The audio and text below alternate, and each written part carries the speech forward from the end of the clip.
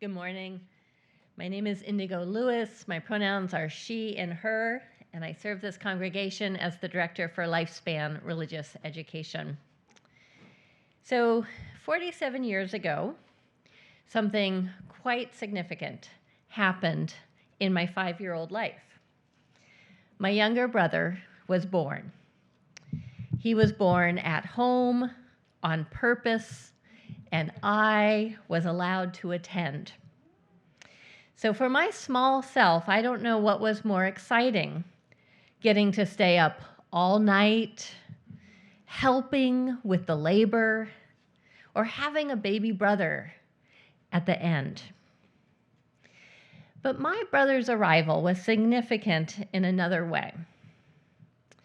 In her pregnancy, my mother, who was deeply angry at a Demerol-fueled and largely unconscious first birth experience of me, decided that this time around it was going to be different.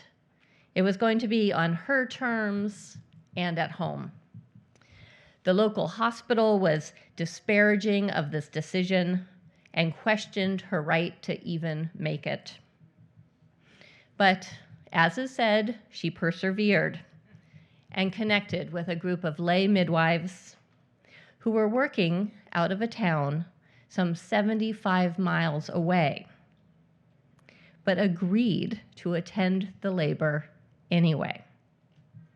2 months out from my brother's birth, my mother began her own midwifery apprenticeship and found her professional calling to serve women and families, first as a lay midwife, and then a physician's assistant with licensed birth privileges, and co-founder of a still thriving local clinic in rural Northern California.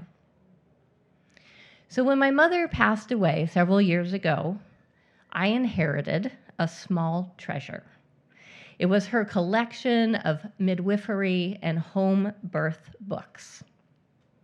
2 of those, the original Spiritual Midwifery and Hearts Open Wide, Midwives in Birth, which was drawn from my childhood community and features both my mother and the other 7 midwives that I grew up with, raise up these truths: that choosing the circumstances to labor and to bring a new member of the human family into the world is both a political act and a spiritual practice.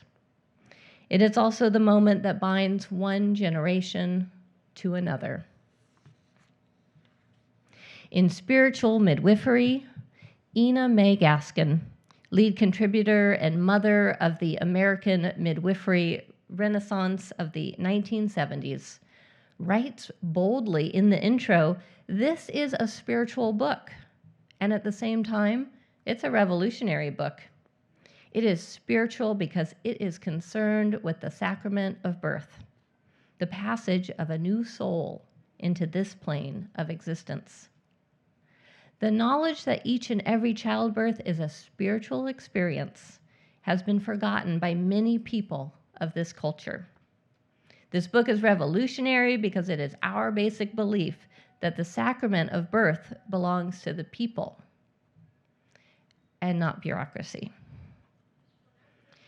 The midwives of Northern California and Hearts Open Wide speak to their understanding of the political aspect of supporting a woman's reproductive agency, in which to simply acknowledge that a woman has a choice regarding where and how she has her baby was to defy the accepted American way of giving birth. Those choosing to own their experience were labeled rebels against the medical establishment, and those midwives who helped did so illegally in California until 1993. That the spiritual and political components of midwifery are as important today as they were 20, 30, 40 years ago can be found in the role it's playing in the fight against the disparity in maternal care and outcomes for Indigenous women and women of color, particularly Black women. The website of the National Black Midwives Alliance weaves together this complexity in a document on the stories of Black midwives that relates the imperative of passing down the traditions, cultural, and spiritual technology of our ancestors that have shown to improve maternal and infant health outcomes. It highlights our hope to bring Black birthing people back into the care of Black midwives and to center birthing people in full spectrum reproductive health, care, and home birth options.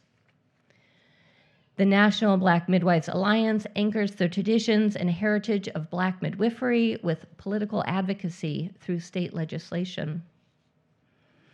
So today, as we pause to consider what it means to nurture and care for future generations, I offer that the practice of midwifery continues to be a powerful guide for us, demonstrating the wisdom that relationship and support of self-determination in the birthing process is a profound act of community care. Relationship and support of self-determination for all is a profound act of community care.